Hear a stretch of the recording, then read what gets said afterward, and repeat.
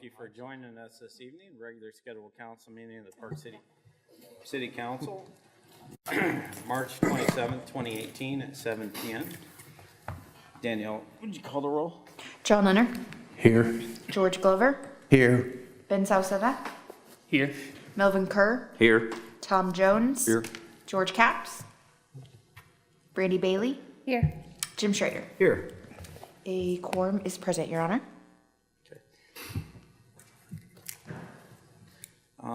This past week, we lost a member of our team. Tonight, I'd like us to honor Jerry Martin with a moment of silence. After that, Ben is going to lead us in the invocation, and Tom is going to lead us in the pledge. So if everybody please stand.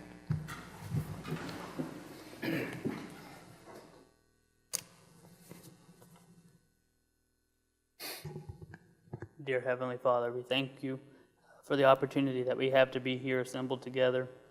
And Lord, we want to lift up to you the Martin family and ask that you would continue to comfort them, strengthen them, guide them through this difficult time. We'd ask that you would give peace to them. And just the unexplained and just quick absence of Jerry, we'd ask that you would, again, just be their comfort. Be with our employees, Lord, our public works employees, those that have worked with Jerry for several months, several years, whatever the case might be. We'd ask that you continue to guide them, comfort them as well during this time of loss there. We'd ask that you would guide in our proceedings here tonight, give wisdom to each one of us. We'd ask that you'd bless our city. In Jesus' name we pray. Amen. Amen. I pledge allegiance to the flag of the United States of America and to the republic for which it stands, one nation, under God, indivisible, with liberty and justice for all. Thank you.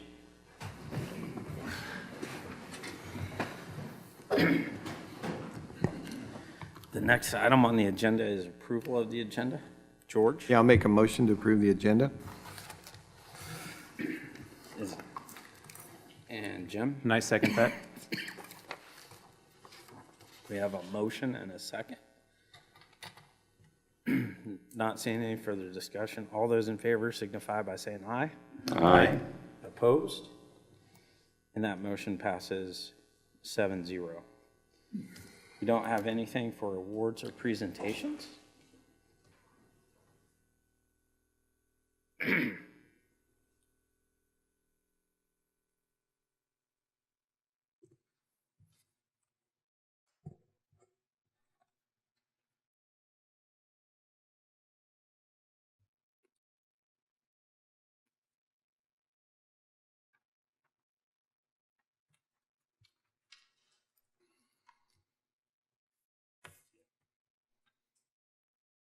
tonight we have one person willing to speak at public forum, Terry Ford. Terry?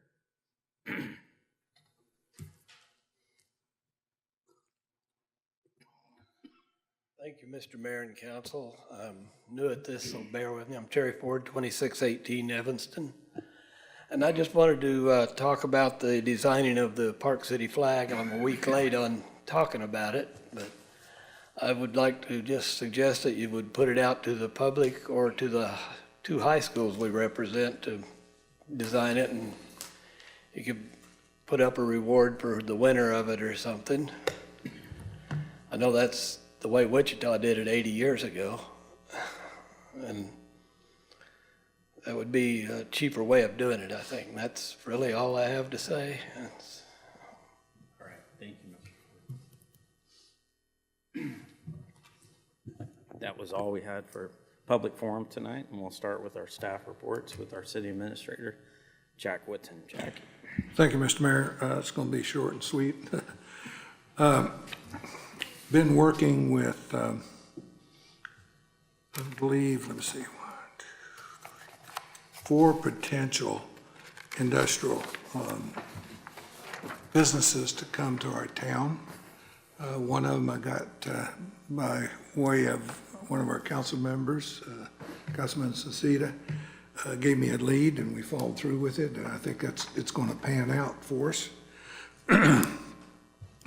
I talked to some gentlemen today. They want to put in about a 250,000 square foot warehouse facility over by near Hartman Arena.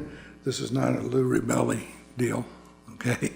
Now, Lou's got his own ones, but this is a different developer wanting to do this. So, at least in an industrial context, it's looking pretty good for us to continue developing, excuse me, our industrial base. Got my, our committee that we formed to review the different consultants that we sent out RFPs on the flag and branding. I got my last ranking sheet back today, so hopefully here within the next week I can get a short meeting of the committee members and get a final recommendation then to bring back to the city council. So basically, that's all I have at this point. If there's any questions, I'd be more glad to try Jack, to answer. I would like just to add with yours that maybe you can take it for me. City Hall. The old. Oh, yes. We do, we did get a final quote on purchasing our city hall, and it's $310,000. Went up 10 grand. The mayor had a, what would you call a bid off, and that resulted in us getting an extra $10,000 from one of the bidders. So that's a good thing, and we should be able to close the deal within 90 days. This particular gentleman wants to use it to put in senior apartments, like 10 of them in that building. So it's a good thing. Yeah. So in this, we should be closed within 90 days and there's no restrictions to the closing. So it turned out to be a better deal for us. So we've already got a signed contract and earnest money and just waiting on things to line out so we can get a close date. Jim? And that was $10,000 more than we originally approved, wasn't it? Yes. So nice, well done. We figured it wouldn't hurt your feelings. Yeah, We got a gotta lot like it more. when it works out like that. I was trying as hard as I could to get some more.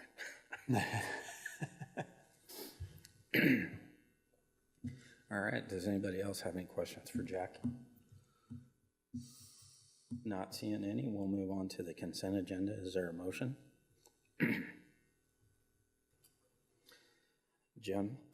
I move that we approve the consent agenda. John? Second. We got a motion and a second. All those in favor signify by saying aye. Aye. Opposed? And that motion passes 7-0. That brings us to new business item A, which is consider the insurance renewal with EMC. Daniela?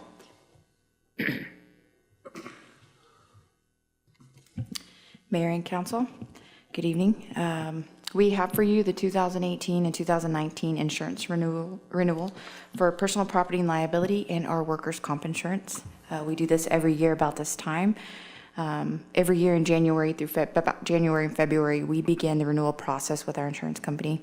Our insurance broker, who used to be Z Insurance and is now ICI, Curtis R., who is our insurance broker, has helped us through this process. At least this is my third year with him. I'm very thankful for him because he has been quite an asset to our team. We are now working with ICI. 2018-2019 was a soft hit year, which means we do not go through the extensive process of going out and requesting quotes from potential insurance companies. What we do this every other year because of the extent of gathering all these assets and resending them out. So some background on EMC. They write the majority of small and mid-sized cities, approximately 80% in Kansas. We do get a dividend every year, which a lot of insurance companies don't do. So they provide us a rebate at the end of every year. That has ranged between $15,000 and $30,000.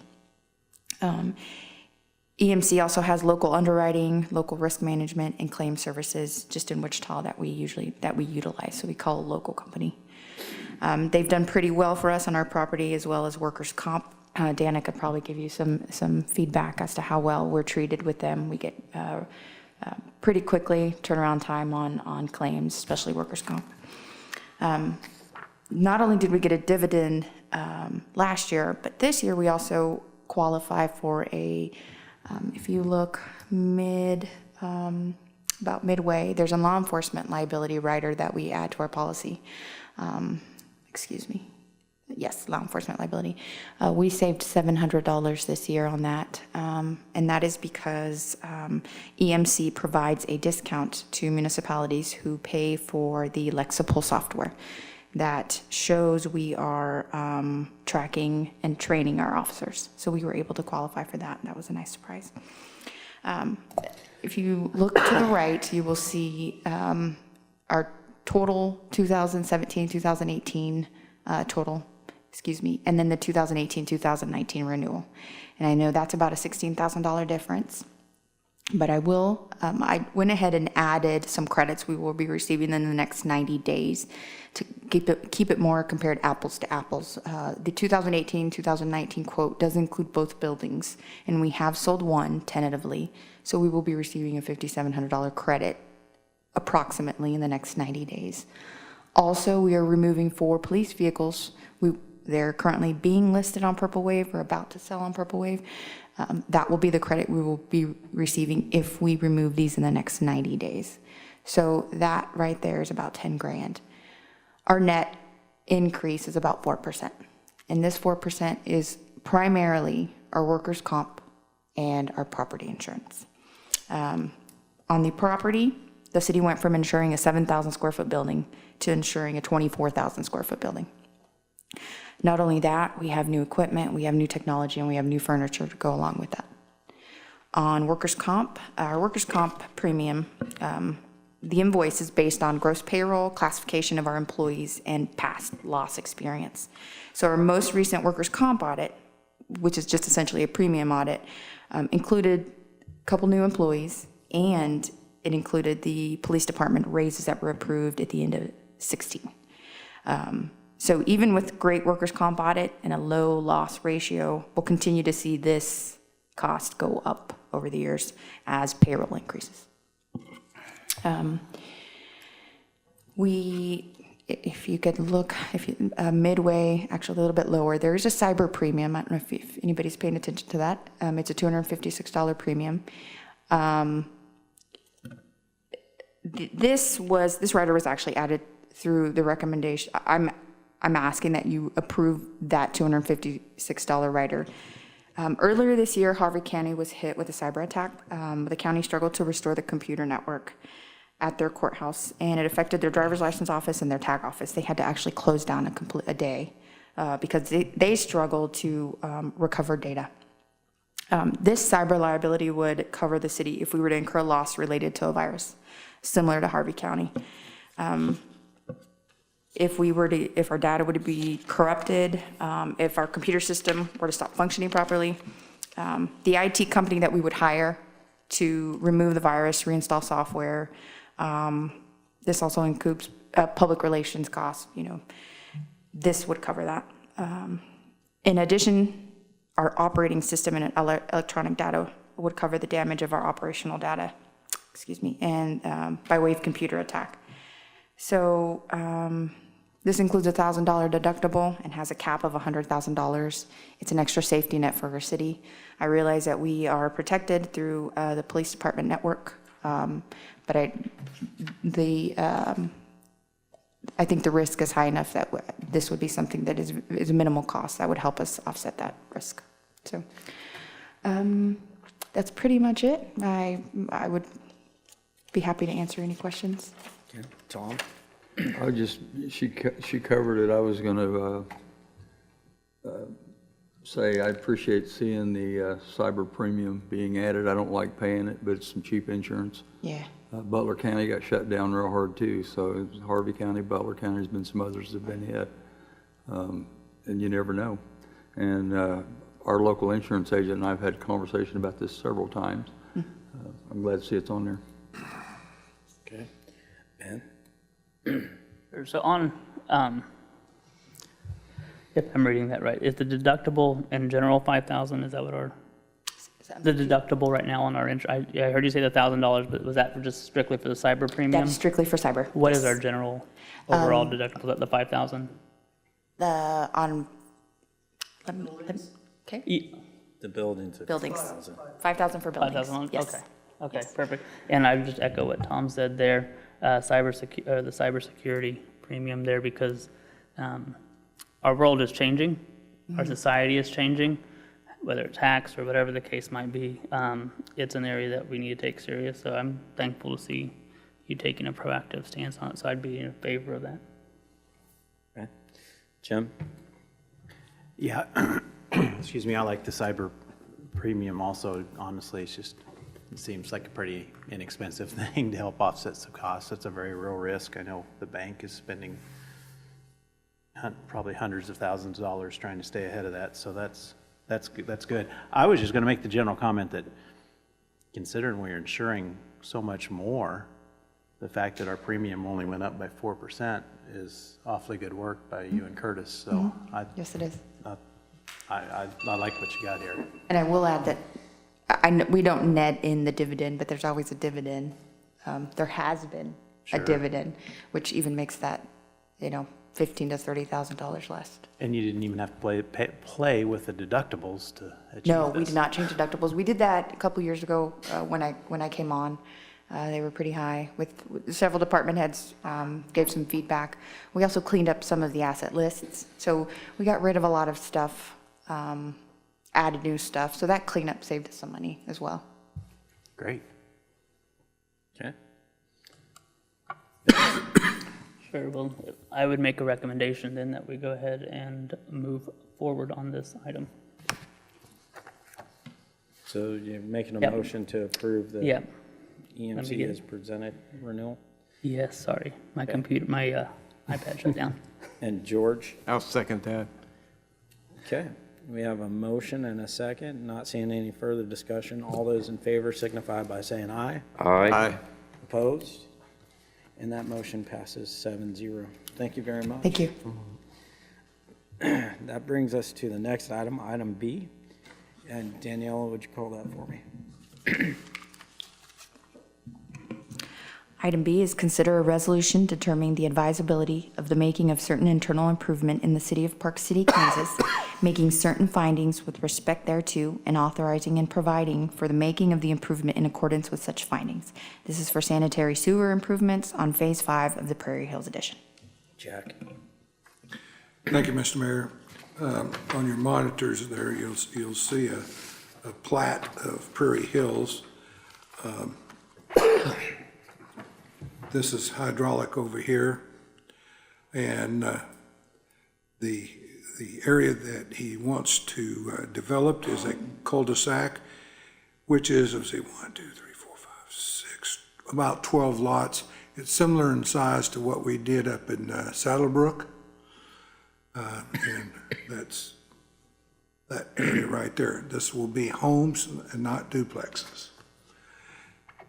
There's other resolutions that also tie in to the same improvements for this area. So just to kind of bring everybody to speed, this is kind of what we've been doing as we've been growing, is small sections at a time. So we're not doing specials for 40 or 50 lots at a time. So this is be consistent with what we've been doing in the past. Once it builds out, and then we go ahead and do another small section, which is about the 10 to 15 lots. Tom? I'm going to make a motion to approve the resolution. Subject to letters of credit, please. Letters, correct. Melvin? I'll second it. Okay, we have a motion and a second. Not seeing any discussion. Danielle, would you call the roll? John Lenner? Aye. George Glover? Aye. Ben Sosetta? Aye. Melvin Kerr? Aye. Tom Jones? Aye. Randy Bailey? Jim Schrader? Aye. That resolution passes 7-0. That is Resolution 984-2018. That brings us to item C, and if you would call that for me. Consider a resolution determining the advisability of the making of a certain internal improvement in the city of Park City, Kansas, making certain findings with respect thereto, and authorizing and providing for the making of the improvement in accordance with such findings. This is for street improvements on Phase 5 of Prairie Hills Addition. And Jack, This is for the streets for that same area. okay. Jim?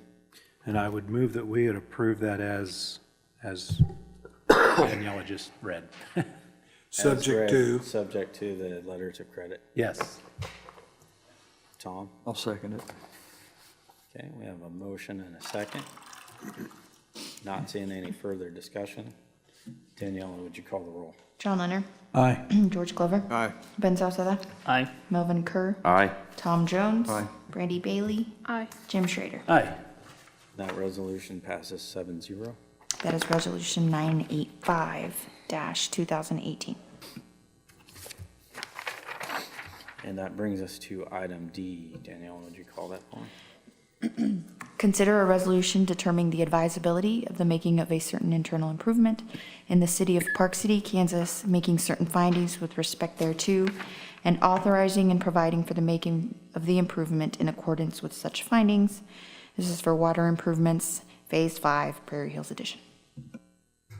Thank you. And as we all know, we have to do sewer, street, and water all separately, so this would be for the water. Ben? I'll go ahead and make a motion on the resolution mentioned, subject to letter of credit. Okay. And George? I'll second that. Okay, we have a motion and a second. Not seeing any further discussion. Daniela, would you call the roll? George Leonard, or John Leonard, excuse me. Aye. George Glover. Aye. Ben Salzada. Aye. Melvin Kerr. Here. Oh, yeah. Aye. Tom Jones. Aye. Brandy Bailey. Aye. Jim Schrader. Aye. That resolution passes 7-0. That is Resolution 986-2018. That brings us to item E. I can get this one, Danielle. This is- Consider the engineering contracts for the Prairie Hills addition for design, bidding, and inspection, subject to an approved letter of credit from the developer. Jack? yes, of course, now that we approve the projects, you gotta have somebody design it. And this motion covers not only the design, the part of the bidding process, and also the construction inspection.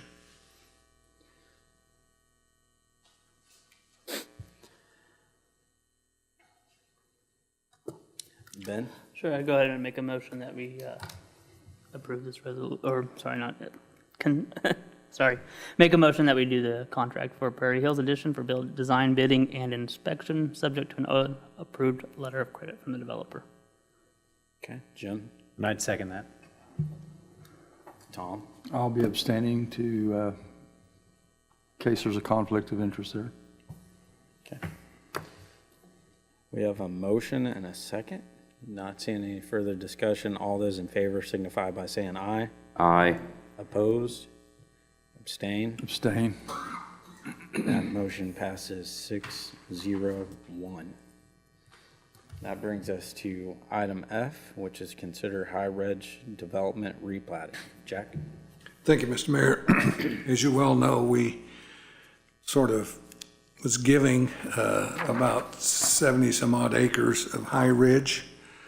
The longer we wait to move forward on getting this land sold, the more specials that the city will have to pay out.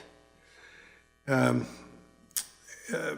was some interest in trying to maybe redevelop this into 2-acre tracts. I looked at a multitude of different ways to do that. Now, you also have a copy of the aerial view with the current plat overlaid on it. This is what I've looked at to maybe do a replat, and let me go through the benefits of this. First of all, the city ends up with a 34.5 acre park that we don't have now. Jack, I just want to jump in there. So this was one of the things that I was that I had Jack try to incorporate was how can we get more park area? And that was kind of the goal behind this. And then, we've seen the Lakewood Hills Estate gated community. We were trying to figure out how we could duplicate that and have larger lots, so we wouldn't have a bunch of these smaller ones, and that they might be more desirable and sell a little bit faster in the replat. But the ultimate goal was, how could we redo it and redesign to add an additional, the goal was try to get at least 30 acres of park space, and what Jack is presenting gives us almost 35 acres. Go ahead, Jack. Yes, the blue lines are water lines that would have to be put in. Obviously, we have to put in a street. The gold color is sanitary sewer that put in. If we try to develop as platted, we would have to segment this quite a bit, and it would take multitude of years to get this thing built out. And even at that, the price of what we would have to charge for a lot would probably be beyond what the market would bear. We have $602,000 worth of specials against this land here. I'm going to switch over here with a little bit of my calculations. This is an estimate that I did on what the improvements would be, as you saw in the drawing, okay? I can't see the bottom number, but it's somewhere around $400,000. So looking at the top number, the 27,266 would be, there's 16 lots. If we did those improvements and we spread them to each lot would be 27,266 in specials against that particular lot. However, we have $602,000 worth of specials that are already on the lots, and that would be $37,500. Now, trying to be a little imaginative here compared to what we've done up in Saddlebrook and Bear Hill, how do we make this more desirable lot? So if you look at the bottom there, and it says, the option to sell, this is just a theoretical. If we pay off the old specials, which are the $37,500, clear those off the books, pay a realtor fee, give the people $15,000 cash incentive, which is similar to what we did at Bear Hill. They can either use it to go to the Bahamas or pay down on the property or whatever, or they could also reduce those specials, because hopefully we'll have this sold before the specials go to bonds. So therefore they could take the $15,000 and pay down on the $27,000 worth of specials. So if we do that, that ends up with a cost of about $56,700.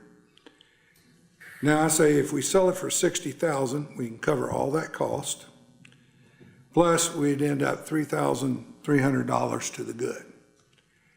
I think that's a little tight, because to get this replatted, and I'm getting cost of that right now, looks like we're going to be talking about $10,000 just to replat it into the configuration I showed you.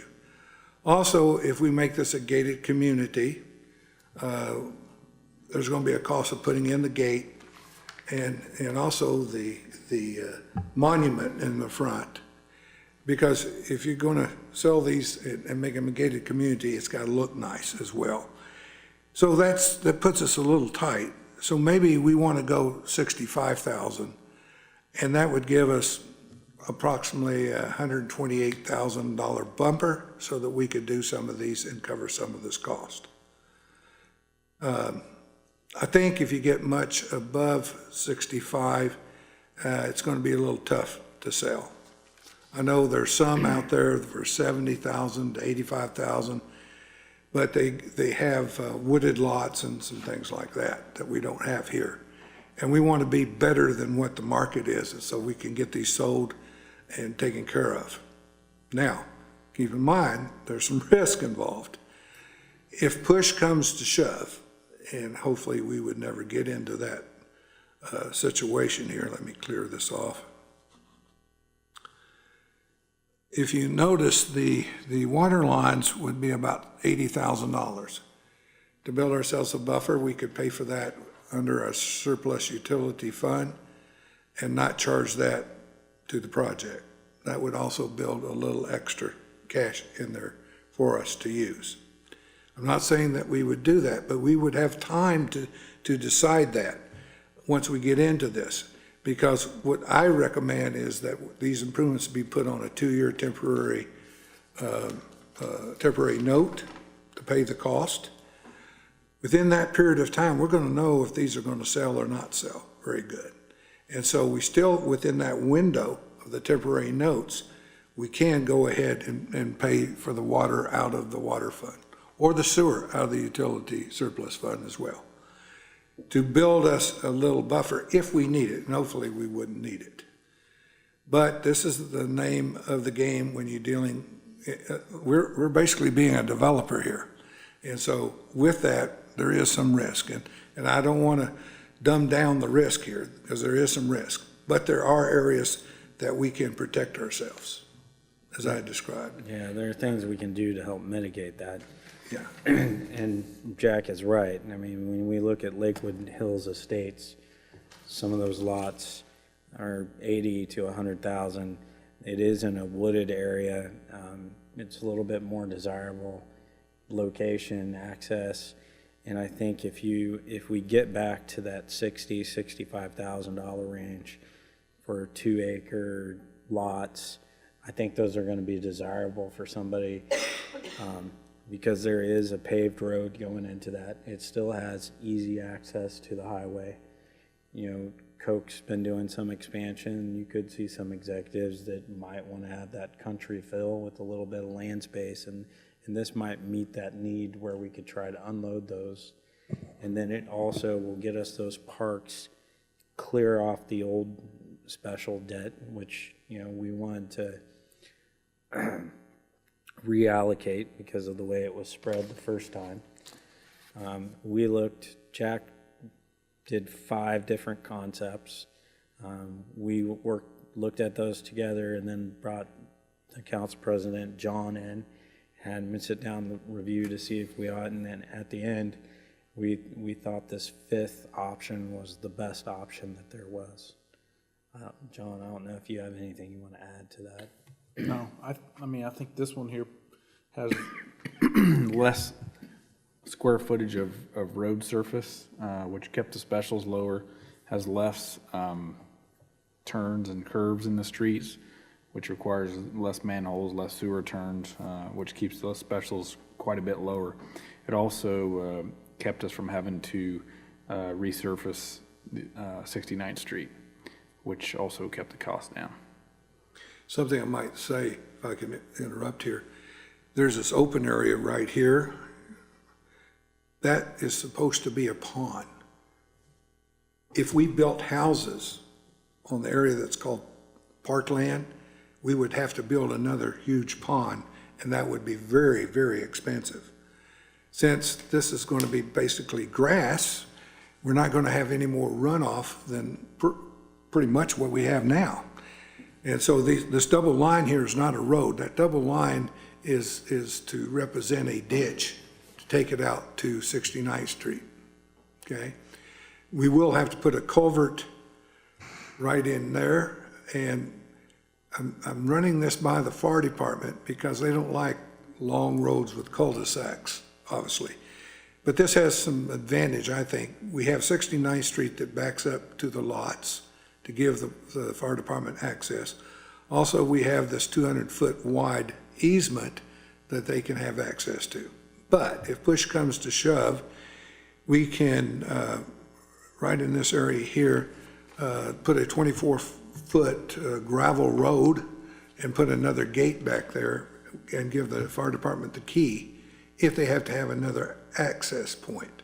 Hopefully they won't, but if they demand it, that would be the way to do it so we can keep the configuration the way we got it. We could eliminate the cul-de-sac and put a bend in it and take it out to 69th Street probably for the same money I had figured. But I don't think if you want to make this a exclusive area, that would just invite people to drive through the area. And it would take away that exclusiveness that you're trying to get. And then I think that also eliminates that desirable price that we're looking for. We're Right. trying to keep it that. Correct. If everybody look at the satellite image that Jack printed off, the reason why I had this printed off is I wanted you to see where Grove Park comes in and how this will meet up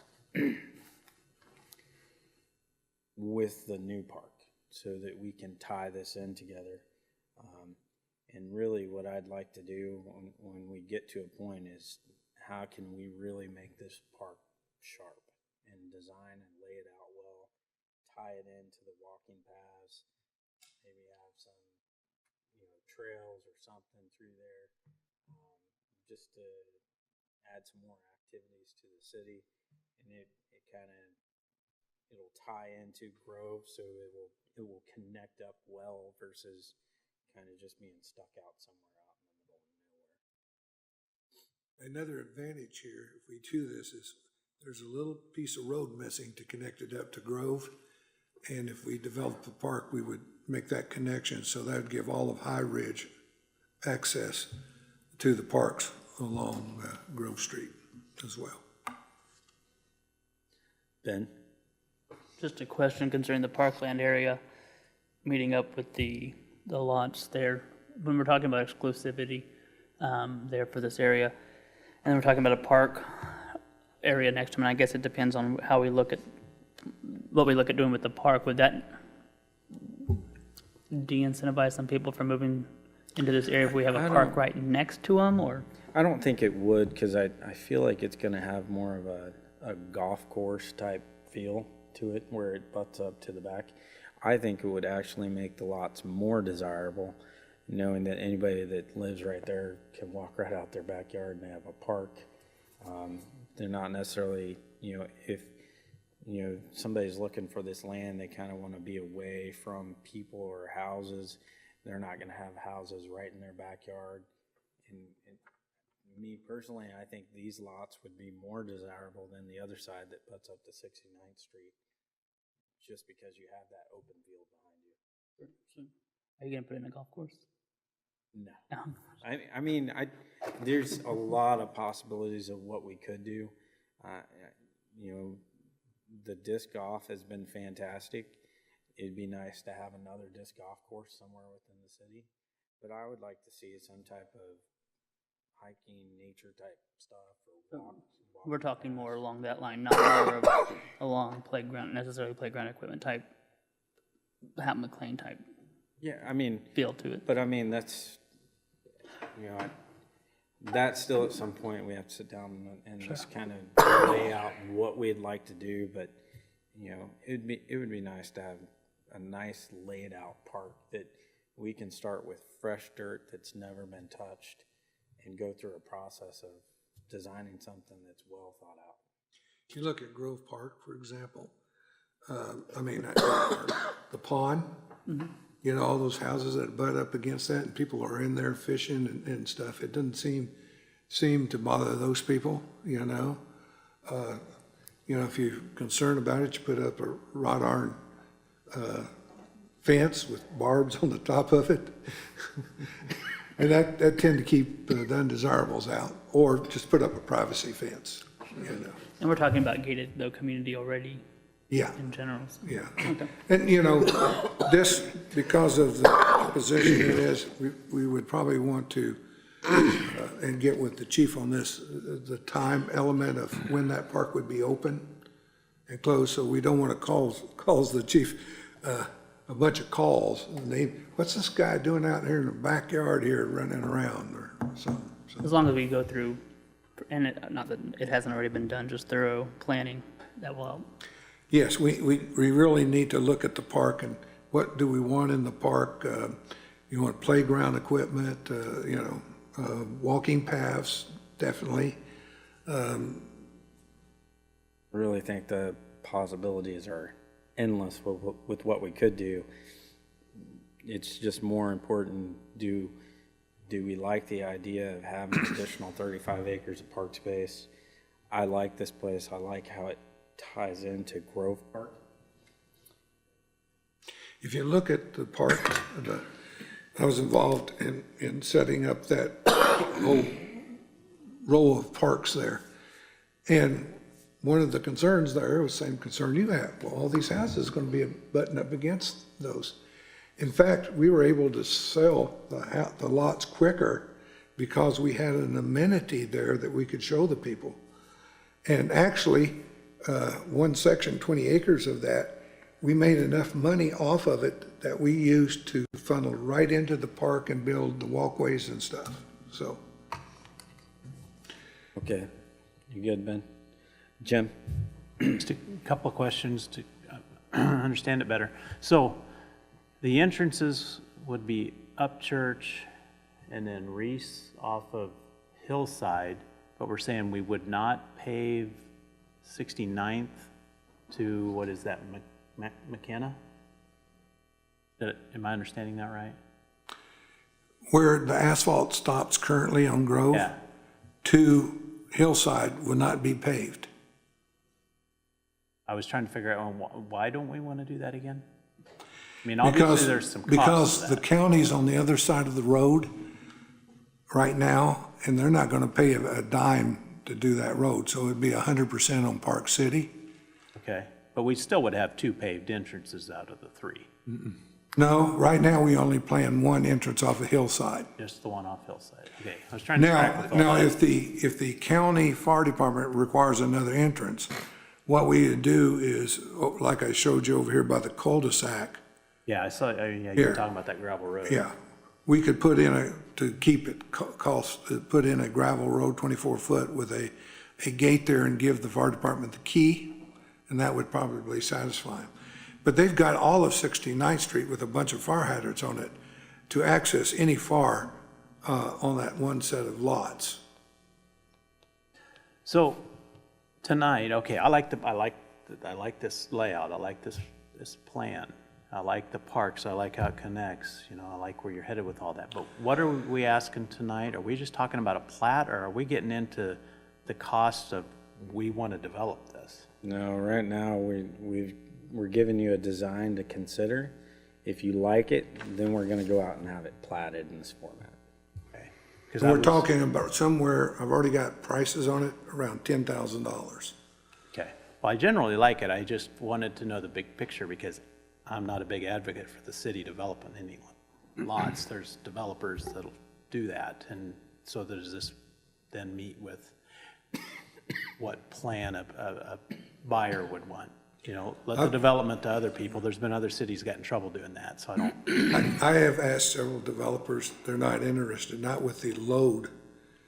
We're the only ones that can deal with this because we have the land bank and we can redistribute the specials. But each one of those lots, 174 of them, each of them would have to bear $4,000 right off the bat before you put any more improvements into it. And you're probably talking with that big pond and everything, you're probably talking, instead of 400,000, you're probably talking $700,000 or $800,000 over the life of the project of specials onto those lots.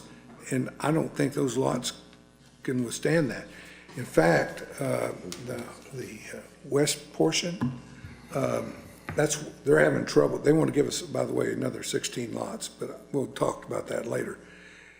They're having difficulty because the specials are so darn high on the ones in High Ridge.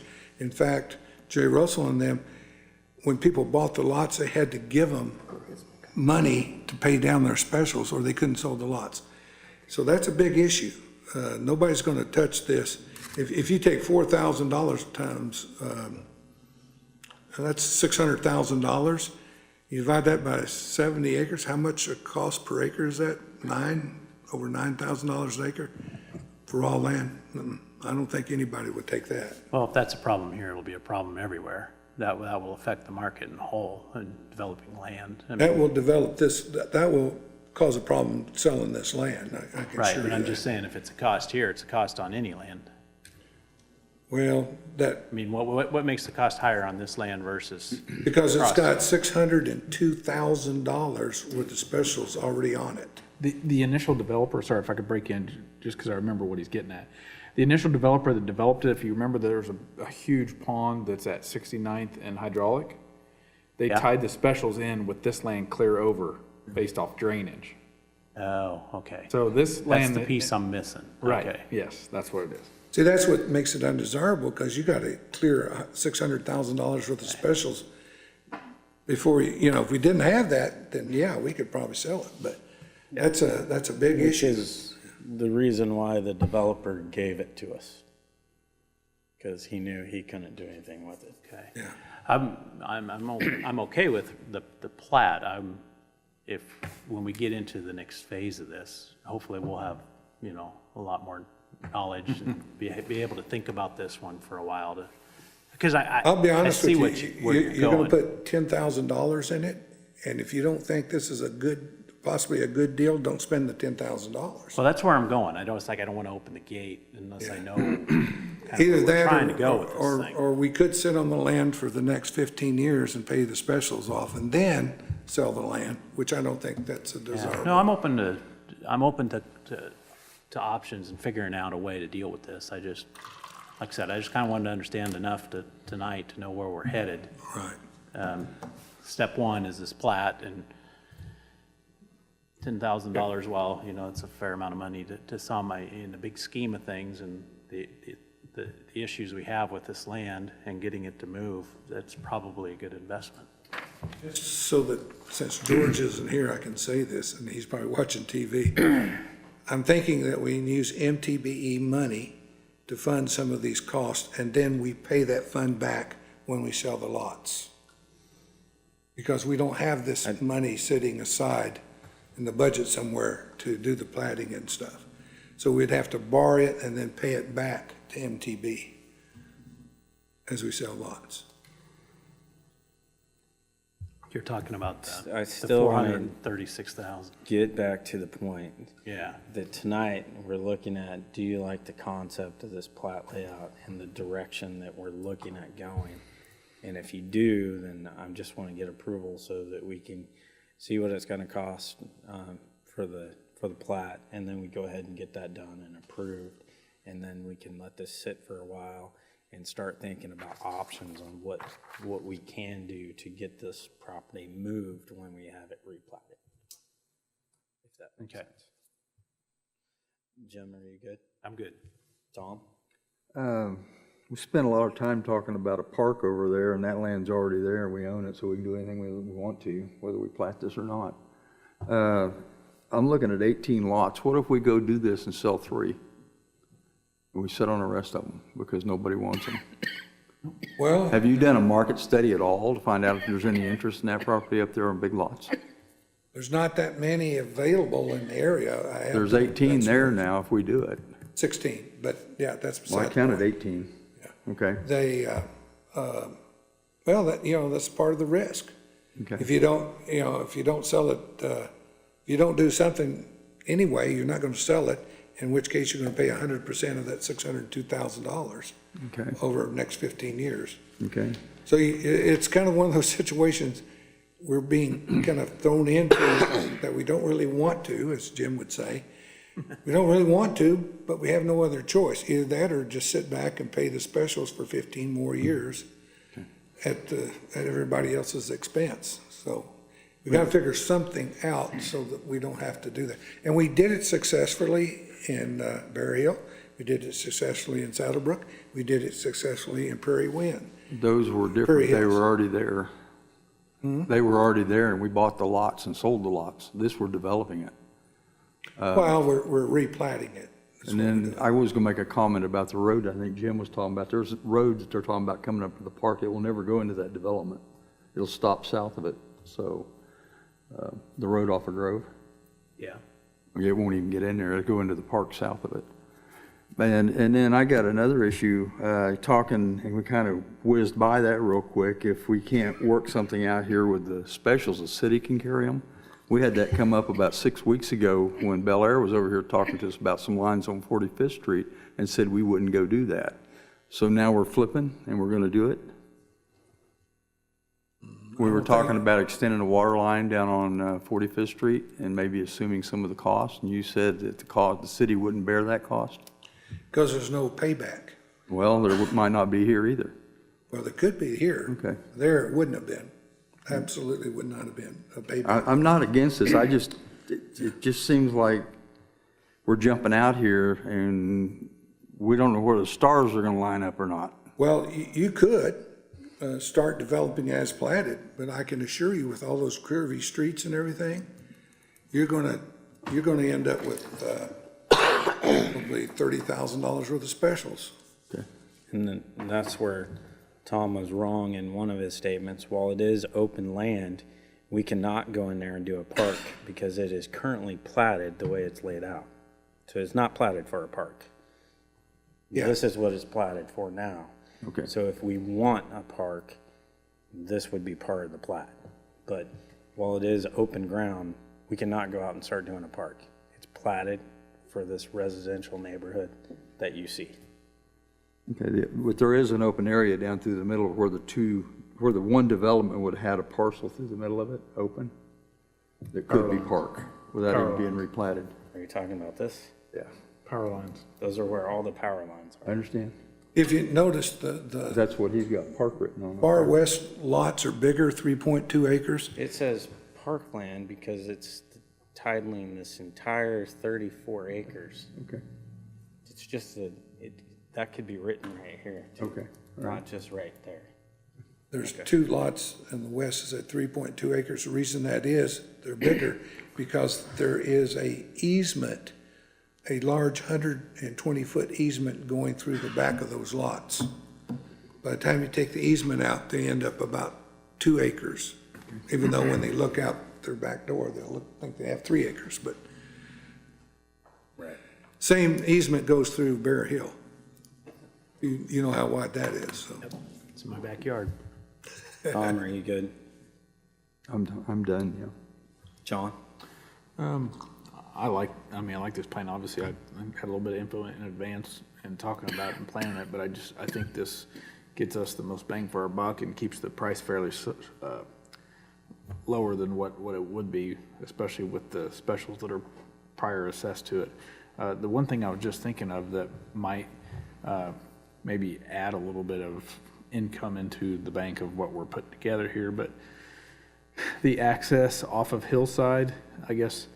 So on the corner of Hillside and 69th, that closest lot on the corner, 1.94 acres, straight to the south of it is another 1.94. What if we went ahead and sold a lot south of the power lines? I know it would eliminate your access from there to your park, but if we still had access off of Grove that you're talking about. Yeah, you can bring in an access.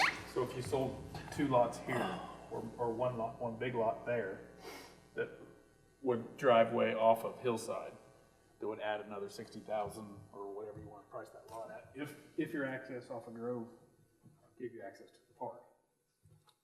You could do that, but just make your park smaller. Anyway, just something to think of. And just, when I was looking at kind of the disc golf as one of the options, you have to have 30 acres for something fairly good. So, we could go back and talk about adding 2 more lots in there that go into Hillside. But you would lose that gated community feel. From that lot, From those 2 lots. Yeah. And I would say too, in this area, we also want to have an HOA set up. Yes. That, kind of dictates what size house is going to be in there, so we maintain that desirability. As far as access to the park from Hillside, anywhere along that one line, you can put an entrance in, depending on how you lay out the park. And let's say we do this up here, and it goes real good, nothing says you couldn't come back and do that later.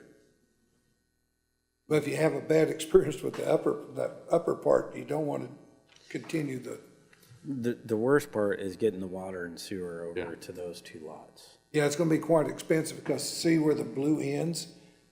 You're gonna have to run that water line at about $30, $40 a foot to get it up there to that other area. And that would be, to me, the drawback is getting the water and sewer to that point.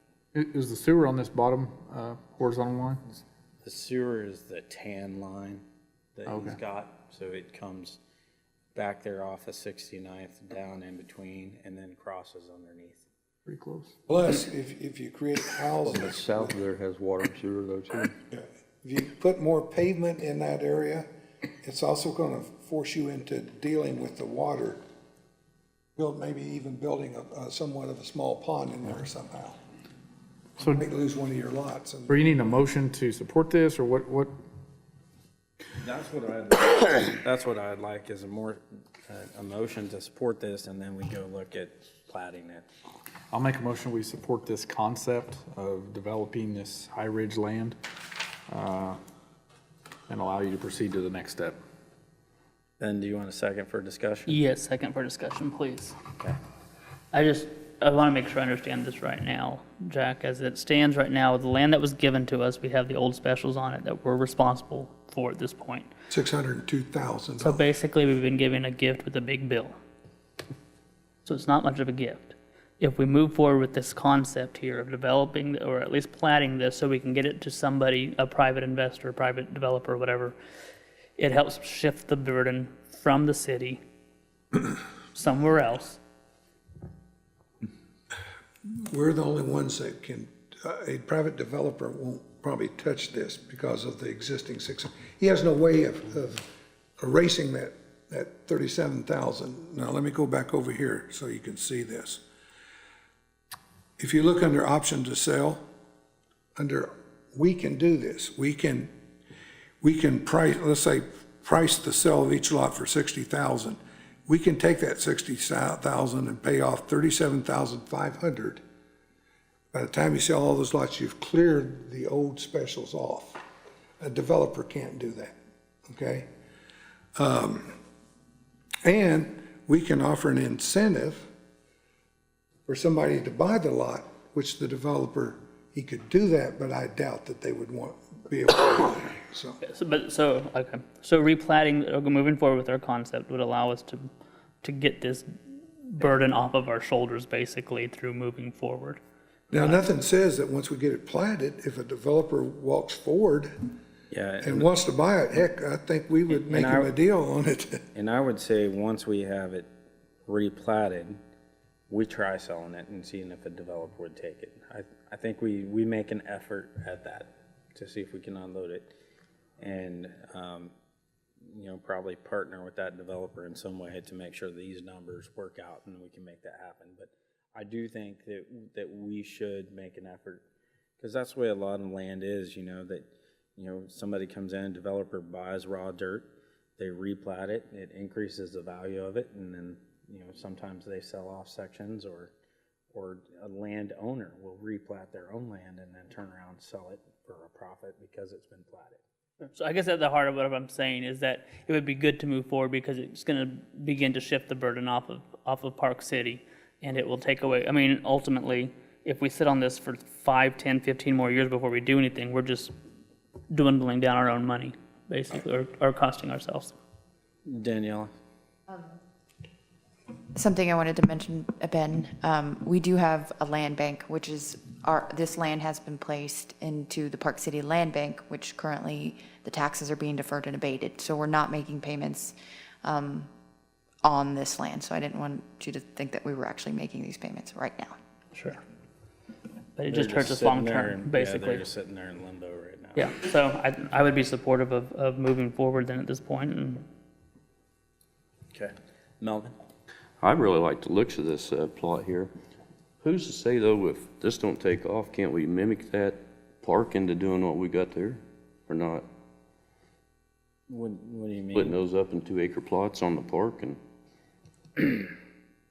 Oh, you're Shoving a road, talking yeah, just, not doing the park. yeah, not doing the park and do 2-acre plots on everything else. It- They would be a little smaller because you don't have the same width, and then you have to go back and put a road in. Right. I like the idea. Okay. Our goal was to do the most economical thing that Right. we think we can do it to get rid of it. I mean, I did 5 alternates on this thing, and you could probably come up with 5 other alternates. Well, I like it. It's simple and everything. It's It's clean. clean and it's, yeah. And if the lots are priced right, I think it's gonna sell like hotcakes. You gotta have a good entrance, gated community is a plus. Yeah. You know, so. And if you could mimic that on the parkland, that'd be great, so, The bonus is the parkland. yeah. If we had to buy the parkland, that'd probably cost us 50, 60 grand just to buy the acreage. Yeah, Okay, are you good? I'm good. Tom? I was gonna say, I like the idea of going and trying to move the land so we won't end up having to pay for it. I do have a question, Jack. You're talking about, on the last chart, you were showing like $60,000 on there? I just threw 60,000, could be 65. I'd recommend trying When a 65. person buys this lot, if they pay $55,000 or $60,000 for a 2-acre lot, they won't owe any specials on it? That'll include the road and the sewer No, and they would everything? have specials. They would have specials. They wouldn't have the old specials tacked on top of it.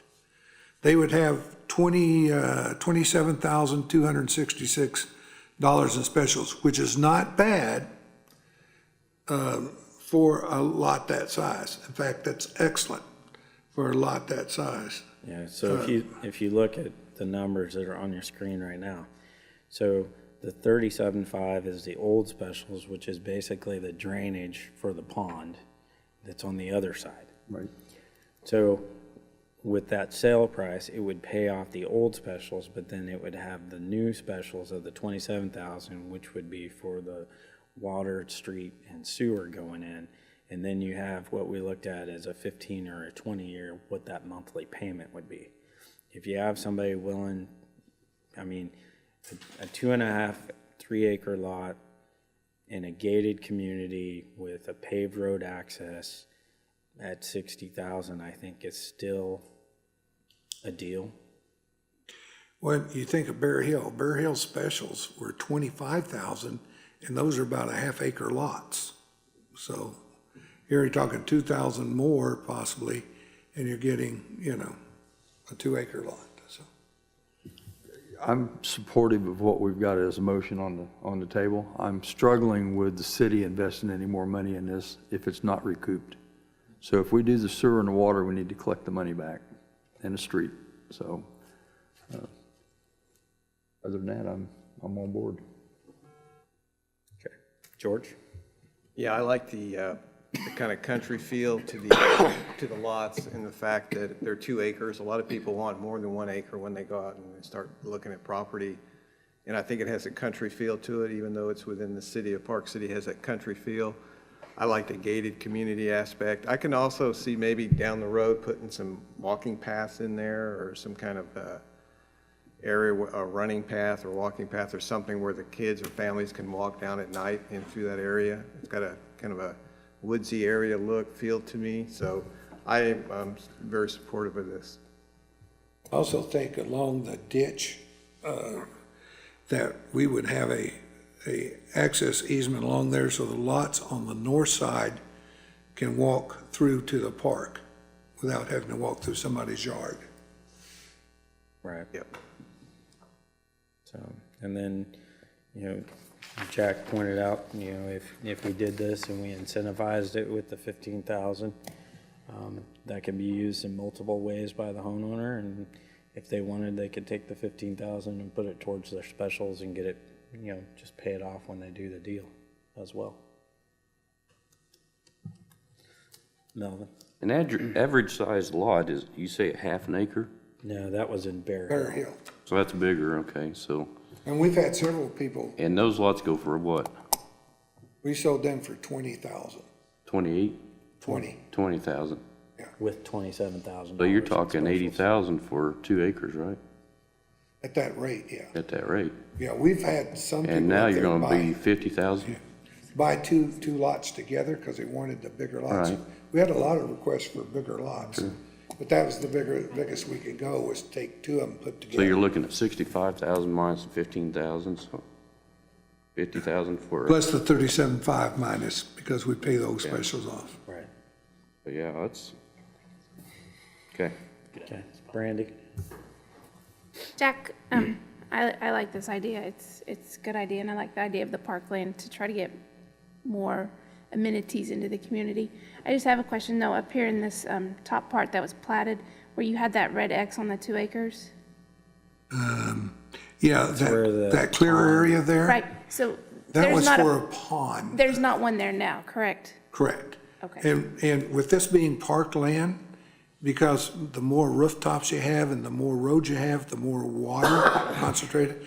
So there was a plan to put a pond there if they developed that south half. And so within that pond area that would go in here, would that be accessed? Could the park access that, or would that just be That for would be a within the lot. That would, community? it'd be a so- lot for somebody to own. So Oh, okay, if okay. you see in the black, that's how it's currently laid out. Mm-hmm. And then that area, that reserve would be a pond. This layout reduces the rooftops and eliminates the pond, where that would just become another lot. So that is not a pond. You Okay, look at those two lines that parallel each other, that's a ditch. okay, so someone could potentially buy this 1.9 and 2 acre, and they could put the pond in there if they wanted to, Yeah, if they wanted. if they wanted. Okay. Sure. Okay. We have a motion and a second. Not seeing any further discussion. All those in favor signify by saying aye. Aye. Opposed? And that motion passes 7-0. The next item on the agenda is consider a new part-time cleaning position. Daniela? Wait to get up there. Mayor and Council, Daniela Rivas, Finance Director, City Clerk. I am here today, once again, to propose the hiring of a part-time janitor to replace contracted cleaning services for the City of Park City. Over the past 2 years, I have worked with 2 cleaning companies. Both companies are hired via an agreement to clean all 5 of our buildings. These companies were chosen for 2 main reasons. One, they, for the most part, are the lowest bid, and we do follow up and we get great recommendations from these cleaning companies. There's a task list that's associated with the cleaning. This task list is continually updated on a month-to-month basis if we need to add something, remove something. There are cleaning tasks that are done once a week. There are cleaning tasks that are done twice a week, and then monthly, quarterly, so forth. In our old building, we struggled to have our building cleaned up to our expectation. There would be follow-up, there would be walkthroughs, there would be calling, emailing, conversations with department heads about what wasn't done. And so when we moved to this building, we took the opportunity to go out for bid and hire a new company. By doing this, we actually saved some money. We found a company that was very comparable to what we were paying at the old building to clean 3 times the amount of space. This company cleans our current building, this building, and the other 4 buildings, and we received great, awesome recommendations. Unfortunately, we were running into the same issues that we were at the old building. Without going into detail, we're just not satisfied with the way the building is being cleaned. We take a lot of pride in this new building, and we are continually trying to keep it up ourselves. The continuous follow-up with the cleaning companies, the conversations, the emails, the department heads taking the time to vacuum and refill toilet paper because it's not being done. And it's not that we're not communicating it to the cleaning company, because we are, and the cleaning company is acknowledging it. There's a lot of turnover in these organizations, and the continuous turnover means continuous training, which means just a continual line of communication that we don't want to keep up. I mean, it takes a lot of time.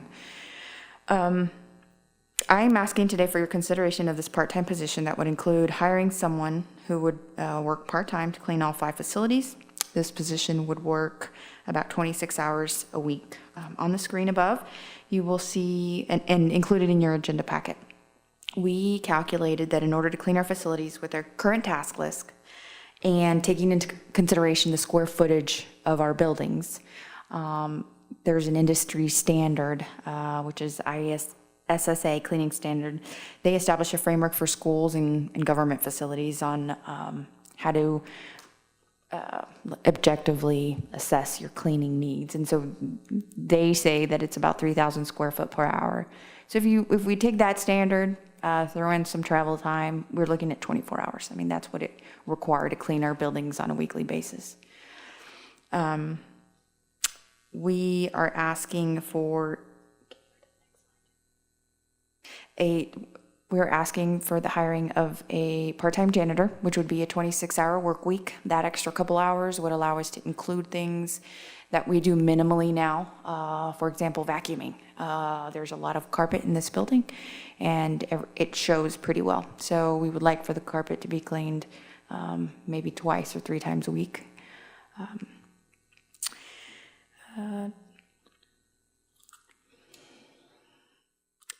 This position would also would be a CAPERS covered position. It would pay $13 an hour. It would have single insurance coverage. It would report to the finance director. The funding of this position would be split similarly to how we currently pay for our contracted services, but it would be a set employee with set hours, and we could use that flexibility to send this person to a building that needs extra cleaning. Or for example, our police chief had a training here a couple weeks, and we needed the training room and the council chambers to be cleaned additionally, which was done, but the other cleaning of the facility was lacking for that evening. So the difference, as you can see above, our cost for funding this position would cost us about $5,700 more. I think that this is a very doable thing. The difference would be split into all the departments. It would be covered by contractual services. If you remember last year, with the building of this new building, we increased contractual services from 10 to 12%, knowing that the cost of all our contractuals would increase. We're currently in that process, and we don't know if we'll be either going under or going over. That's continuously being looked at. Right now, we're right on target, so I think that this $5,700 could be absorbed by the contractual lines. So there would be no need for a budget. And if it came to it where we were coming pretty close, we would come to you and ask for an amendment in the general fund.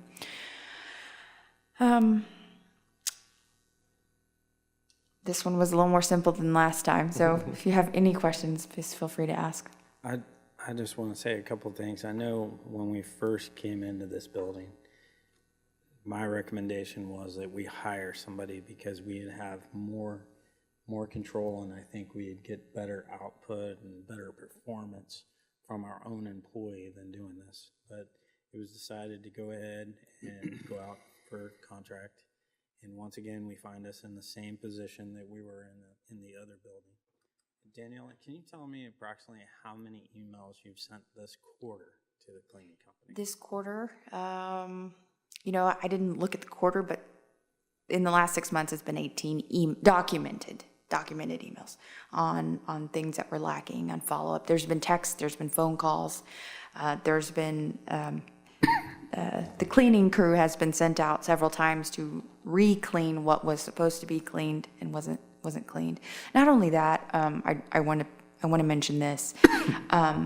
When you expect something clean for an event and that is not cleaned, the department heads, you have people coming outside of our organization coming in and looking at our new facility with, dusty tops or trash on the floor or not restocked toilet paper. I mean, it's a little embarrassing, and we really would like to be top notch with our facility and keep it as clean and as new as we can for as much time as we can. So. And So I really feel like we'd be much better off, we hire somebody internally that we're gonna have more control over. And I think the package that we're offering is gonna attract and hire a quality person. And Daniela talked about the industry and their turnover that they have. You know, they're not gonna be able to touch this compensation package that we look at. It's a great part-time gig for somebody at $13 an hour that also offers the single insurance for the Westlake Preferred Plan. So I really think that it's going to help staff, it's going to help department heads. I know you probably spend way more time contacting our current company, you know, telling them, hey, you know, there's sometimes you come in, you're like, they were here last night, and you can't believe the stuff that you're finding. And that's the other thing, that's done after hours when nobody's here. This, you know, we're potentially going to have this person around while we're here and say, hey, we need to, you know, get this done, get this taken care of, where we're going to see some immediate results. And I just think this is a good direction for staff and for the other buildings that we're cleaning, the senior building, the Sherwood building. They're going to get better level of standard of cleaning than what they're currently getting as well. Ray, I also wanted to mention, this was calculated, we ran some numbers last year, and because of the insurance numbers and how high they were in the past and how much they've dropped this year, this was not as doable last year. This year, it's a given. I mean, that is allowing us to actually hire someone because of that reduced insurance cost. Ben? Sure. So I would just say, based upon probably the time that you or those that are having to contact this company are putting into it, is taking you all away from doing your job. Yeah, absolutely. So we're wasting man hours there. And then, of course, anytime you have somebody from our community working for their community, there's a vested interest in there versus someone that we just hire from wherever coming Right. in. So hiring local, saving man hours, I would be very supportive. So I'd make a motion that we approve this part-time position. Okay, Tom, did you want a second for discussion? Yes, Okay, go ahead.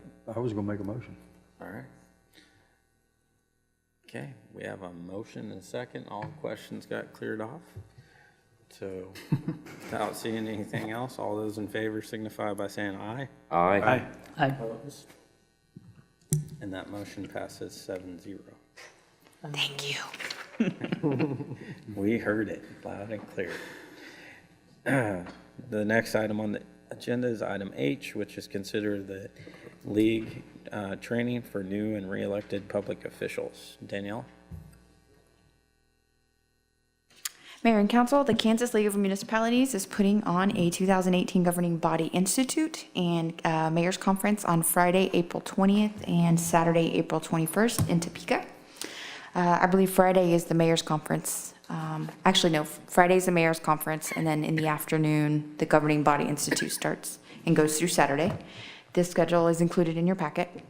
This conference will include a selection of workshops and general sessions designed to provide insight into local government issues and provide, useful strategies for you to use in the city that you work in. Staff would love to sign up council members up if they're interested in this training, wanting to know if there's interest from council in attending this training. This will take place at the Maynard Conference Center. It is connected to the Capitol Plaza Hotel in Topeka. So this is something that we've participated in before, and I just want to, and it's open to anybody, but I also want everybody to know that it comes with a cost.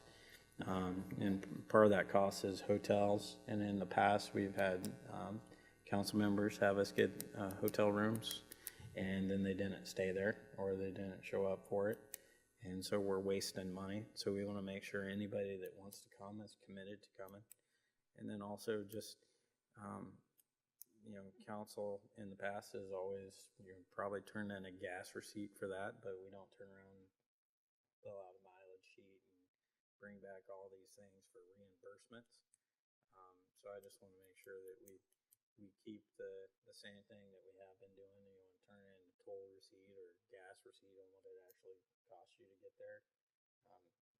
I don't see any problem with it, but sometimes people try to make it like they're cleaning house on this deal, and I want to make sure we stay away from that. So really what we're looking for is anybody that's interested to get with Daniela and let her know so she can start making arrangements for you.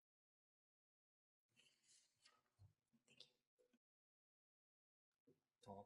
Well, this is up. I just wanted to let the council know that we're members of REAP, and through REAP, WSU offers some classes too. And there's no cost to city members that are REAP members. And so as those come up, I'll try to pass them to the mayor and to Daniela too, and I think they probably already get them too, notifications of the classes and stuff, so. Okay.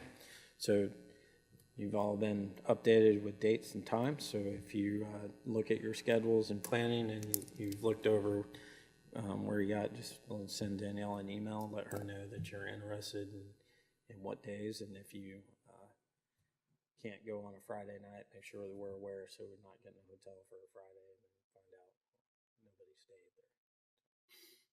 Okay. With that, we'll move on to item I, which is consider the purchase of a 2018 tractor for the street department to be paid out of the 2018 budget special street and highway capital outlay fund. Rick?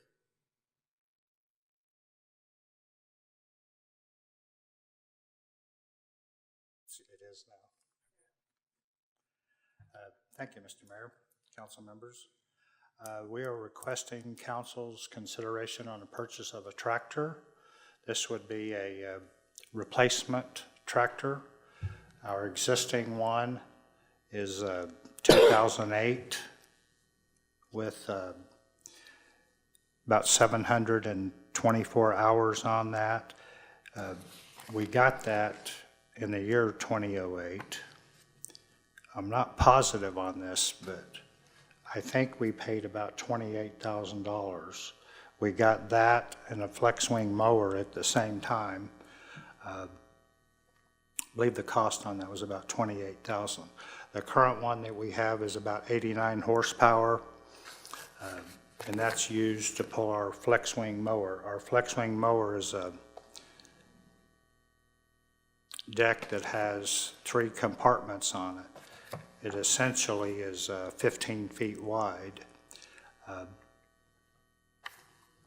We currently use that to, some of the perimeters are on Broadway as far south as the railroad trestle, south of 49th Street, up to 101st Street, Old Lawrence Road, hydraulic from 45th to 85th.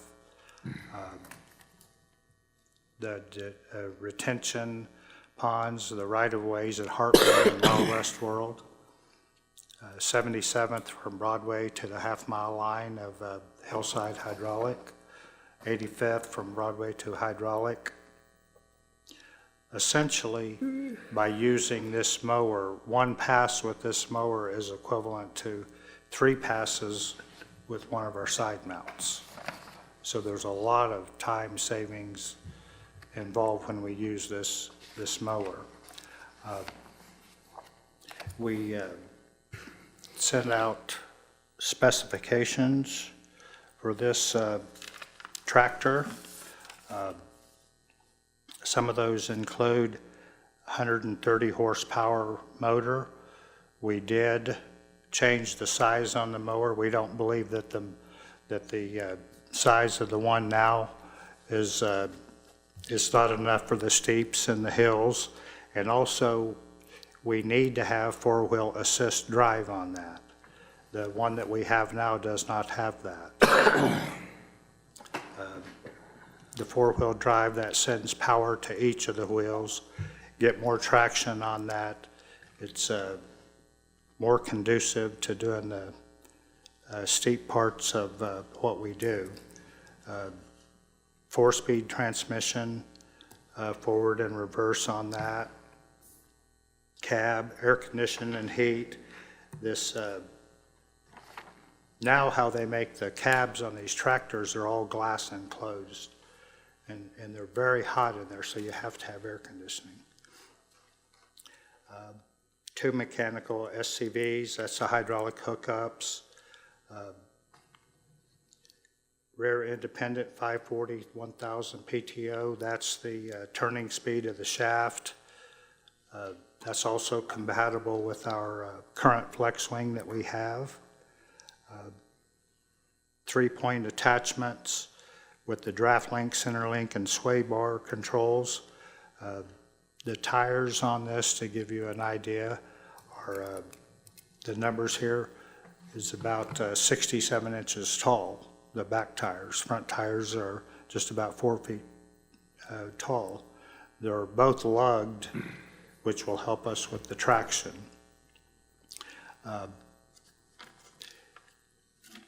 Those are most of the specifications that we sent out to 4 vendors. One vendor did not respond back, so we had 3 vendors that submitted 4 bids to us. One vendor submitted 2 tractors, independent tractors, of which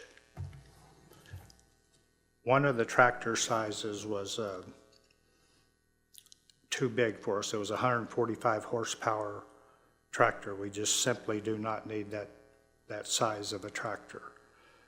The 3 other bids were very close in price. The third lowest bid, Wichita, New Holland, the list price on that tractor was $83,000. They offered us $16,000 for a net amount of $67,000. The second lowest bid was from Agri Center in Hutchison, New Holland, 135 horsepower tractor. That also listed for $83,000. They offered us $18,500 for ours. The lowest bid was from Prairie Land Partners of Andale, and that was list price of $80,204.58. They offered us $17,500 for our mower.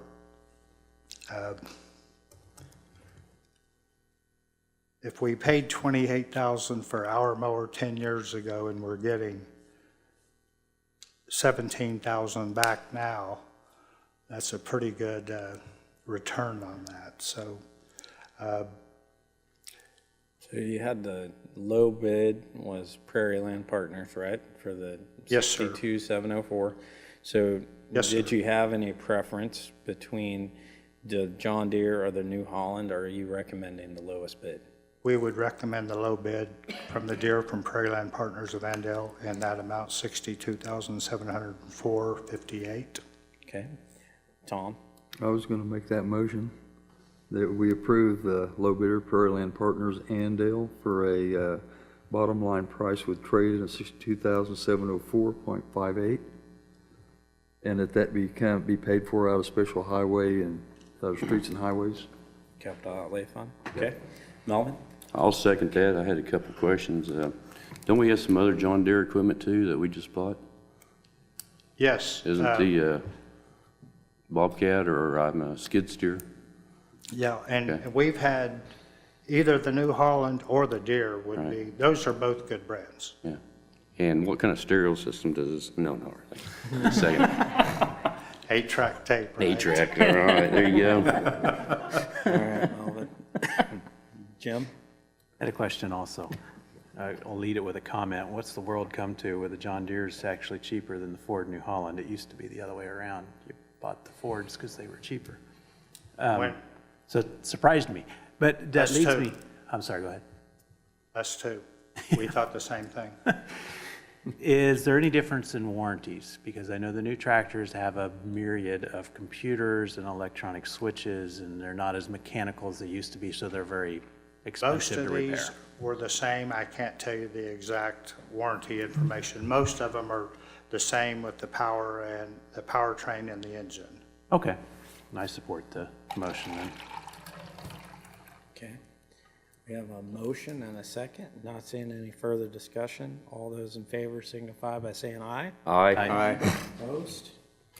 And that motion passes 7-0. Thank you, Rick. Thank you. Next item on the agenda is consider establishing stormwater fees. Jack? Thank you, Mr. Mayor. In your packet, I'm gonna switch over here if it goes.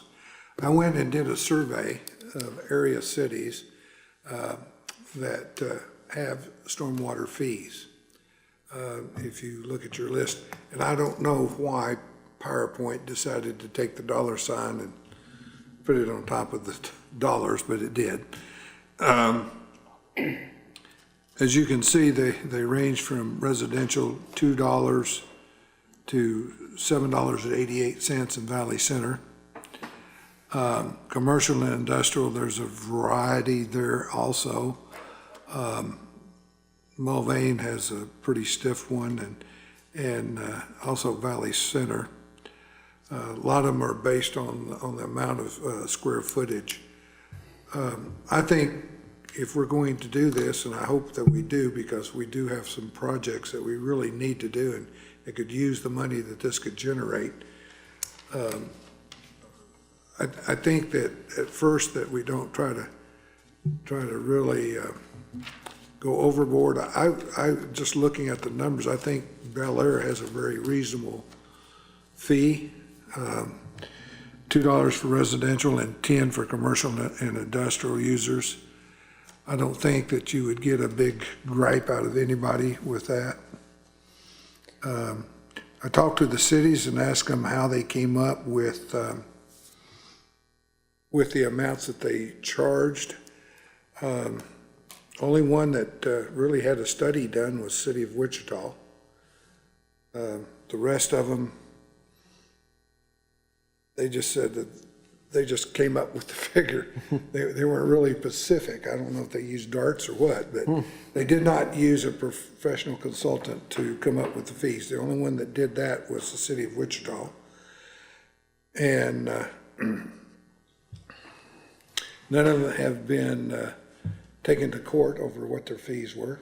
And of course, they had a few gripers, of course, but nobody has taken them to court over what the fee structure that they have. So, a couple of years ago, we put a charter ordinance in place that would allow us to collect for stormwater drainage. When I originally came on the council, we actually had a stormwater drainage committee that, at the time when I became mayor, I disbanded it because we have no funds for it. So they were supposed to meet so they could determine where funds collected like this would go towards stormwater drainage projects within the city, and then they would bring that recommendation to the council. But there was really no point for them to meet because there are no funds available for them to do anything. So what we're looking at is going ahead and putting something in place that will start generating some funds, and then I want to put back in place the stormwater drainage committee. I know Gary Aldrich has made a strong desire he'd like to chair that or be a part of that, and I want to bring him on board. But we have to have funds available in order to do something. Ditches have always been a hot topic. I know Rick, especially when we start getting into the lawn mowing season, and then we have these rainy periods and we can't get tractors back there to mow it, and we end up with grass that's 6 foot high. People say we're not taking care of the ditches and we can't do anything. We can't get back there and mow. If we had funds available, this would allow us to come back in and maybe in some spots pour concrete bases where they could drive a tractor back in there and continue to mow and keep up. But unless we do something to get some type of fees going where we can start funding any type of projects, we're really not going to be able to do anything. So Jack started contacting these other communities to see what they had done. And I think if we do something on a small scale, and I like, what Cheney has, I like what Bel Air has. If we do something and we can do something that will start generating funds that will definitely help us start growing some type of a balance where we can do things. But we also, if we turn around and try to do maybe what the City of Wichita done or Valley Center, it's going to put a huge burden on some of the businesses. And they do create a lot of the drainage. I mean, let's be honest about that. But if we could do something on a small scale that would start generating some funds where we could start doing some small projects and start seeing some improvements, I think that would be a great way to go. And if later we have to come back and readjust, then we come back and readjust. And I think, you know, a $10 commercial fee, a $12 industrial fee, you know, maybe even on the residential side, we make it $1.50 instead of the $2. But what I would like from the council tonight is a recommendation and a pricing structure that we could put in place. And I would say too, I'd want something that would take effect within 60, 90 days. So we have a little time, just put it out there that, hey, this is coming, just to let people know. And then those funds would be set aside in a stormwater utility fund that we would then put back that committee of folks, and then they can start looking at the bridge or the drainage ditches and make recommendations to the council on some of those. And I'd imagine I would want Rick to be a part of that, since he's going to be pretty familiar with where some of the drainage problems are in town that we need to tackle first. So, Tom? Well, I'm sitting here looking at it, and we're talking about, like, for Bel Air rates, is that monthly rate? Yes. Monthly. And These are you all charge $10 to Quick Trip, and you charge $10 to the Coliseum. It should be the same rate every month? Yep. That's the way they're doing it. Okay. One issue I got, and something Doug may need to answer, is where they've gone in and developed and have a private drainage pond on their property. How, I understand we can still charge them for it, but are we going to have somebody coming back saying foul? That we're charging them for drainage easement and they're not using it because they're containing it on their property? My understanding, Wichita, they don't differentiate that if you have a pond or not. Okay, but any new developments, if it required a pond, would still be on them, and this would be over and above that rate? Correct. Okay. And we're going to collect it on water bills, or how are we going to Yes. collect it? I Water would bills. imagine, yes. Okay, And, so, and that's a good point you brought up, but I think one thing people need to remember is the entire city is impacted by drainage. So even though a specific area might have something where it's kind of self-contained, if you're using roads, any access points in here, you're benefiting from the drainage within the community. well, I understand that, but it's an issue that comes up. Somebody says, oh, I'm doing my own planning and paying for my own thing. I don't want to pay for yours, and it shouldn't be exempt. Most of the ponds are detention ponds, and so the water gets in there and you have a heavy rain and it holds the surcharge, but it also allows water to escape to lower the pond.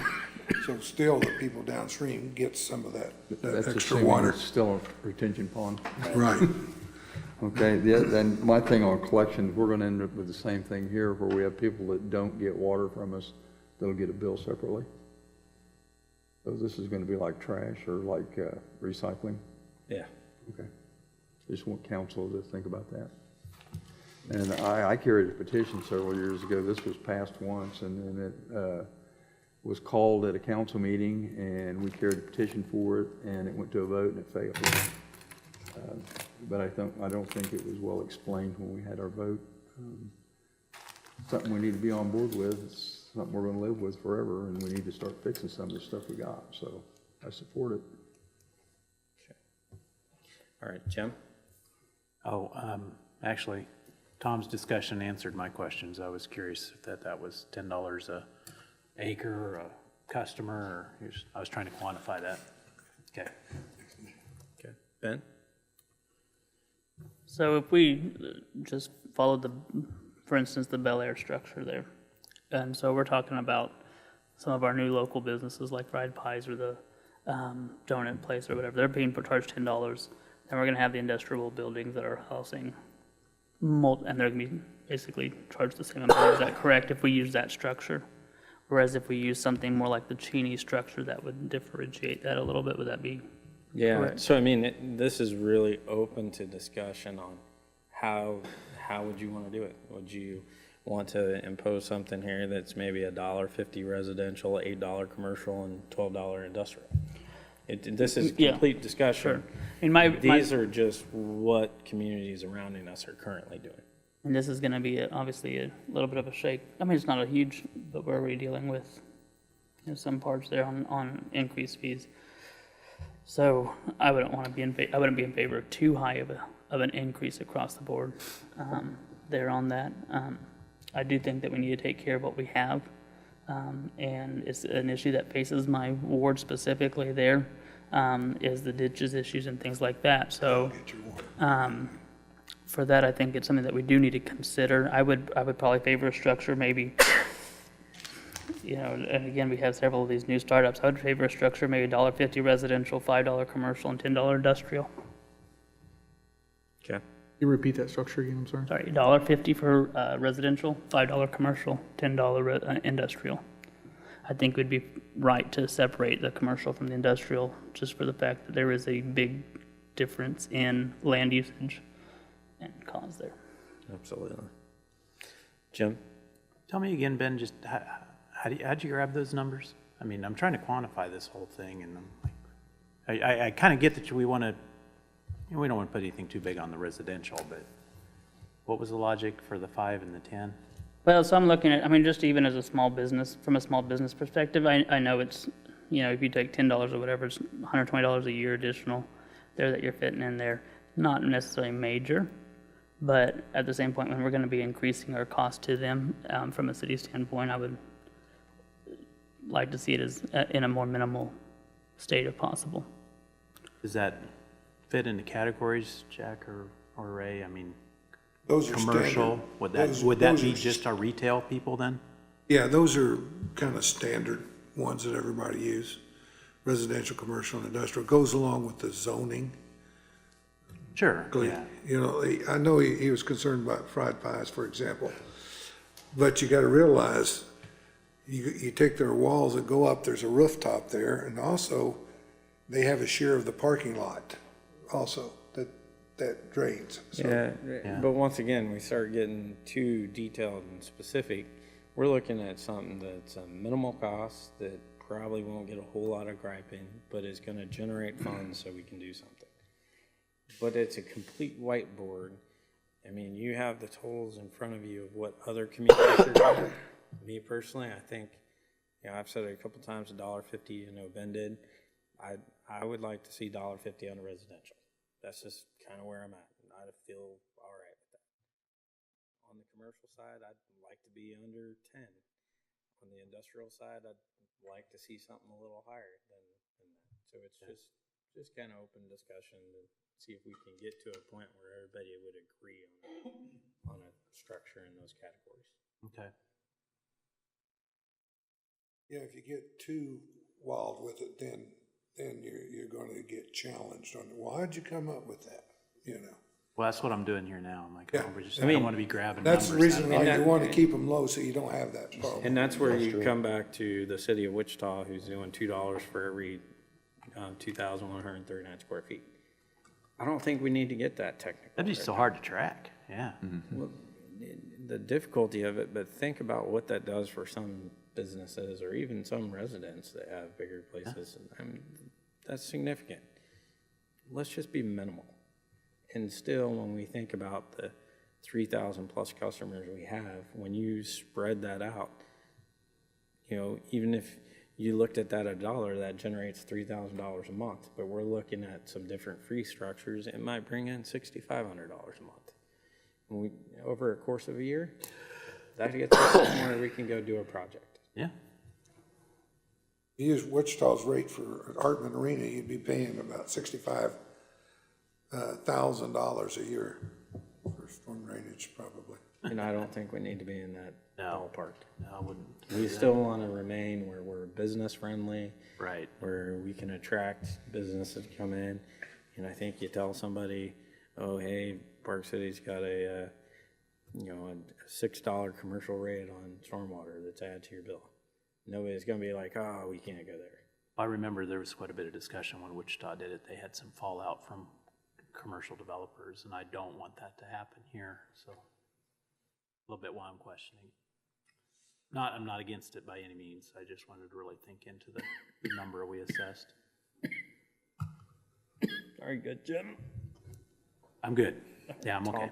I got a quick question, and would the commercial and the industrial be definitized by how it's platted, what it's called on the plat? Or how you? By zone, by zoning. By zoning? So if you have a private residence that's in an industrial zone, then they're gonna pay the industrial rate? We would have to look at that. There are That some houses that Might be are an exception. way. Down on Wichita Street, I know there's some exceptions. I I just mean, a wanted to good make point of that is gonna be the one over, that's the realtor place, it's a commercial building, but it's a residential house. I understand, we've got some houses, private houses, that are in industrial areas, and we need to exempt that out to private, okay? So what you're saying, Mayor, is you're looking at something like $1.50, maybe $5 and $12? I don't know if I would, 8 and 12 or something? yeah, 8 and 10, 5 and 8, something. Did you have something you wanted to throw out there? I would make a motion to approve stormwater fees, monthly fee to be collected as presented at $1.50 per individual residence, $5 for commercial and $12 for industrial. Okay. Ben, did you want a second for discussion? No. Okay. Melvin, you want a second for discussion? I'll second it. Okay. That's about where I want, yeah, I was gonna say, that's about right. The only thing I would say is industrial, maybe $10, and that'd be $120 a year. Okay. Okay. I don't think the $24 a month is going, Or the On $12 industrial. is gonna, okay. that'd be $2 a month more, but. Okay. Ben? Yeah, this is kind of my thought, I guess, going back to Jim asked about how coming up with it. I'm looking here, whether you got Goddard has none there on there. You have Derby. And these are smaller towns in a sense. I know Derby's quite a bit larger, but they're growing towns.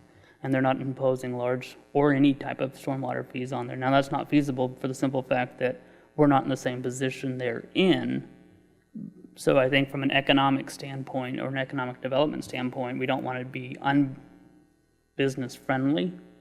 But I think tackling some of these issues that cause problems in our city are necessary in order to become or to stay business friendly. So I would that's the only reason why I'm in favor of a stormwater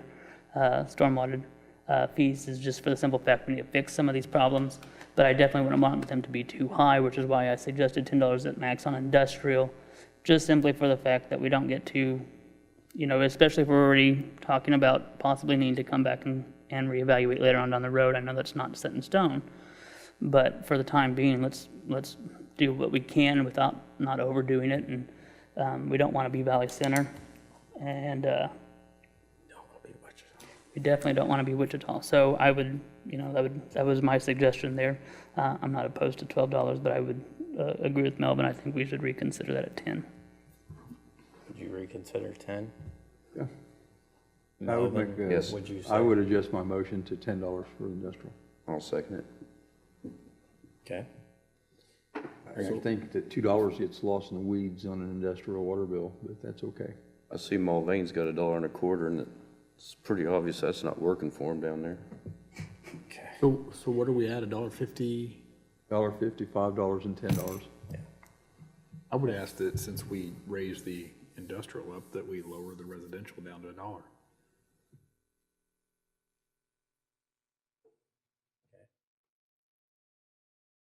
Bend it again. I'm fine. That's good, yeah, that's fine. We're gonna collect more money doing this than we are currently doing, so. That's true. So, I just feel like it's a tax and it's gonna go up from where it starts, so to me, if the baseline's lower and we need to raise it, we can raise it if we have a reason, but right now, we're just kind So Melvin and I's motion is now $1, $5, and $10. Okay. If Melvin is second it. Yeah, He I'll did. second He it, did. yeah. okay. There's no further discussion. We had a motion on the floor. Everybody understands that that was $1 residential, $5 commercial, and $10 industrial. Not seeing any further discussion, all those, Sorry, are we reestablishing the committee, or is that something that you would do? that's something I'll Okay, do. perfect. Okay. So all those in favor signify by saying aye. Aye. Aye. Opposed? And that motion passes 7-0. The next item on the agenda is just the governing body remarks, and I just once again want to come back to Jerry Martin, who we lost unexpectedly. He's a huge asset to the city. You know, he was employed back in 2011. He'd been here a long time. A lot of us would consider him a friend. He was always a good one to see in the truck running around. He was a dedicated employee to the city. He had the city's best interests at heart. He always did things to save the city money, and he's going to leave a huge hole to fill here. Not only for what he did here, but just for friendship and his personality will definitely be missed here. So, Jim? Hard to top that. That's a good thing to end on, so I have nothing to add. I have nothing to add. Tom? I was going to say that the city of Cheney lost a council member this past week too, and former mayor Carl Koster. He did a lot in this county. He was very active in REAP and SCAC, supportive of cities all the way around. The other thing I'd like to say is thank you, John, for bringing up that we could knock another 50 cents off of that, because I thought about it to start with. I just didn't go there. Okay, Melvin? Yeah, I just want to mimic what the mayor said there. We're going to miss Jerry a lot. I dealt with him not with the city, but also where I worked at. Went to a concert at Hartman, and I think we're real fortunate to have that in our city here. That's such an easy place to get in and out of all the traffic. A cool place to have a concert. Sure, just have a couple things and I'll make them quick. One, I didn't have a chance to meet Jerry but a couple times and found him very friendly and a big advocate for our city, and I know that's going to be missed. And so I'm thankful we have some great employees down there that care very much about our city, and so keeping them in thoughts and prayers. I also want to say thank you to our city staff and to our state treasurer for a very successful unclaimed property event here last week or a week and a half ago. They found owners for over $95,000 worth of unclaimed property through the event, so thank you to all those that helped out. On April 7th, I'll be hosting my Convos Over Coffee. That's April 7th from 9 to 10 at Daylight Donuts, so come on out there. That is also their grand opening. They have some new owners here in town, so it'd be a good day to come out and meet our new owners of that establishment. And lastly, we've seen a lot in the media and the news over the last week about issues facing our country. Gun rights, gun control, those situations and things going on there. And I want to say that I'm very supportive of those that would exercise their First Amendment rights in a peaceful manner to go out and to take to heart their issues that they care about and to publicize those. But I would suggest this, that one's a First Amendment right does not negate my Second Amendment right. And so while I'm very supportive of them using that, I just want to throw that out there. And then finally, and I will be done, I promise, I want to say thank you for coming out and talking about the flag. This evening, I actually, after our last meeting, I had two different people, one a resident of our city, one that used to be a resident of our city, that were very excited about the idea of a new logo design, a new flag design, and I think public input would be very important. So I want to say thank you for coming out, and then I look forward to seeing how we tackle that. George? Yeah, my thoughts and prayers go out to Jerry's family. Also, Good Friday's coming up, so we want to celebrate that, but also Easter, the resurrection of our Lord and Savior. So I want to lift that up to everyone as well, and that's all I have to say. John? I have nothing. I will make a motion. We adjourn. And Jim? I second that. Okay, we got a motion and a second. And before I call on this one, I just want to say another successful meeting. I mean, I really feel like over the last few months, we've had long agendas, we've had healthy discussions, and tonight was another one of those. And I personally appreciate it when council's engaged and interacting with decisions, and it's great. I enjoyed evenings like tonight. So with all that, all those in favor signify by saying aye. Aye. Opposed? And that motion passes 7-0. Thank you.